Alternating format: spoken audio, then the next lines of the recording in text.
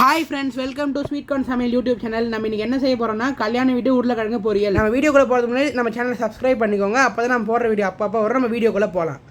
இதுக்கு தேவையான பொருள் 2 மீடியம் சைஸ் வெங்காயம், ஒரு தக்காளி, 2 பச்சை மிளகா. நம்ம ஒரு வாணலில் எண்ணெயை ஊற்றிக்கலாம். எண்ணெய் பொரிஞ்சு வர சொல்ல கடுகு, சீரகம், உளுந்து, கருவேப்பிலை போட்டுக்கலாம்.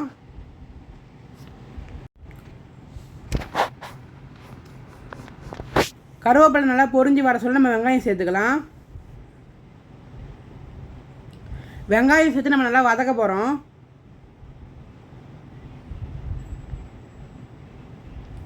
இப்போ வெங்காயம் நல்லா வதங்கி வரணும். அதுக்கப்புறம் தான் நம்ம தக்காளி சேர்க்க போகிறோம்.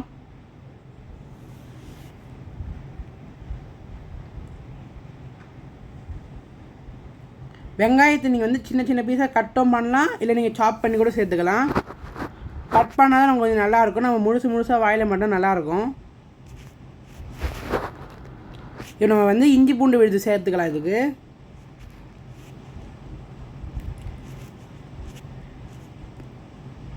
இப்போ நம்ம கொஞ்சம் மஞ்சத்தூள் இதுக்கு சேர்த்துக்கலாம். மஞ்சத்தூள் சேர்த்து நம்ம நல்லா கலரிக்கலாம்.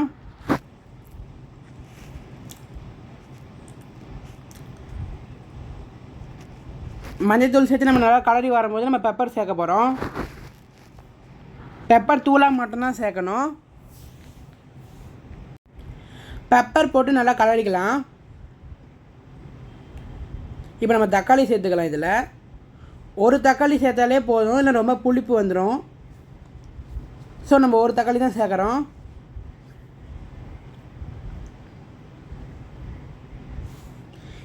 நம்ம இது பொறுமையாக லோ ஃப்ளேமில் தான் கலரணும். நல்லா கலரிக்கலாம். நம்ம இதை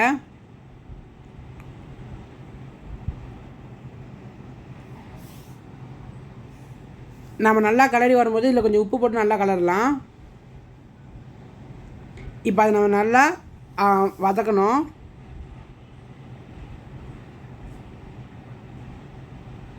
இப்போ அது நல்லா வதங்கி வந்துருச்சு. இப்போ நம்ம வீட்டு மிளகாத்தூள் 2 டேபிள் ஸ்பூன் சேர்த்துக்கலாம். வீட்டு மிளகாத்தூளே நல்லா கலர் கொடுத்துரும்.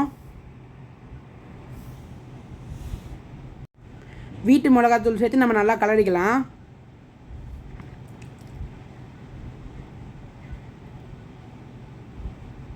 ஓகே, நமக்கு நல்லா கலந்து வந்துடுச்சு. நல்லா வதக்கிடும் நம்ம இதை.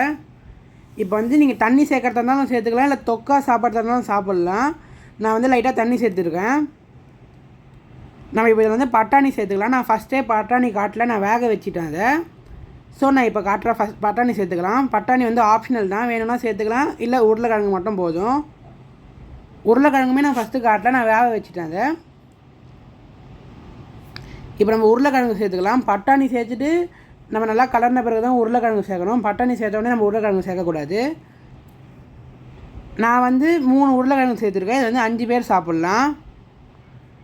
இப்போ அதனால நமக்கு கொதிச்சு வந்துருச்சு. அவ்வளோதான் ஃப்ரெண்ட்ஸ், முடிஞ்சிருச்சு. நம்ம மிளகா வாசனைக்கு லாஸ்ட்டாக 2 போட்டுக்கணும்.